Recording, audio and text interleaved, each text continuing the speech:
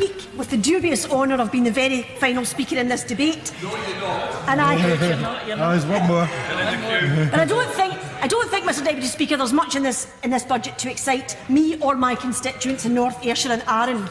We are no wiser as to when the Ayrshire Growth Deal will kick off, although if warm words were investment, Mr Deputy Speaker, we would have made huge progress with this deal. However, we need more than warm words and good wishes to improve the lives of those living in the communities crying out for investment, like Saltcoats, Kilbirnie and Stevenston, among others.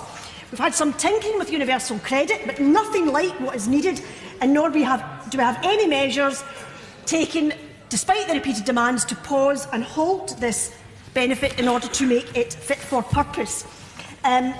Nothing has been done to end the wage discrimination against young people, and we continue to see the government perpetuate the myth of the re-pretending national living wage, when it's clear that the real living wage, the wage that takes into account the actual cost of living, is the right thing for workers. And we still have the Tories and the Labour Party opposing the Scottish Parliament to have this authority over wage levels, and there's no commitment to end exploitative unpaid work trials, and still no support for the Scottish Parliament to have any control over employment law. Such is the terror, Mr Deputy Speaker, of Scotland being a beacon of progressive politics in this regard. Presumably the logic is, if we all go down, we all go down together.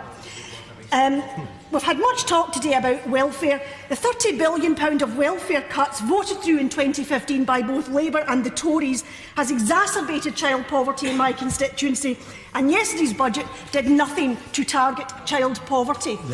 We have been told by the Resolution Foundation that tax cuts overwhelmingly benefit richer households, with almost half of this set to go to the top 10% of households. And despite that, it's disappointing to hear that Labour will abstain on that, given that Labour in Scotland has been throwing up its hands in horror at the SNP government not raising taxes to yet higher levels. And the budget did nothing to address the £175 million paid by Police Scotland in VAT bills, straight out of frontline policing. At the same time, Mr Deputy Speaker, when we have academy schools in England given special dispensation from paying VAT. Perhaps someone on the government benches could explain that anomaly. We've had nothing for the victims of the HELMS Green Deal swindle, which left people with huge debts. We've got communities without their banks, like Kilwinning, Saltcoats and Kilbirnie. The Chancellor has given us no guarantees over future sale of RBS shares, safeguarding the interests of the taxpayer.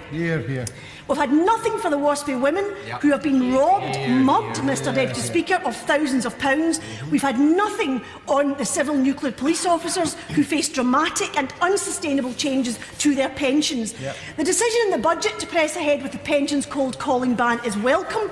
However, if the reason for this ban, Mr Deputy Speaker, is to protect people from these calls, and I assume it is, I cannot help but wonder at the delay in implementing my own 10-minute rule bill from 2016, which called for director-level responsibility for nuisance calls. The UK Government supports this and has repeatedly said so. It even reprinted the bill, Mr Deputy Speaker, and put it in the name of one of their own backbench MPs, which is ironic given that the bill tries to deal with scamming. Still no date has been set for implementation. The delay in reducing the stake for fixed odds betting terminals is extremely appalling, because it's down to pressure exerted by backbench Tory MPs who appear to be enthralled to the bookmaking industry.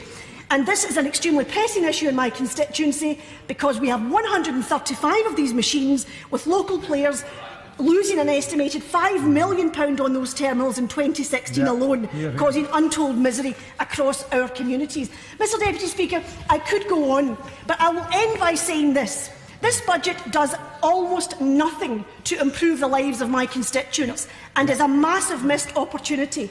I think so. I am sure the majority of my constituents will think so too.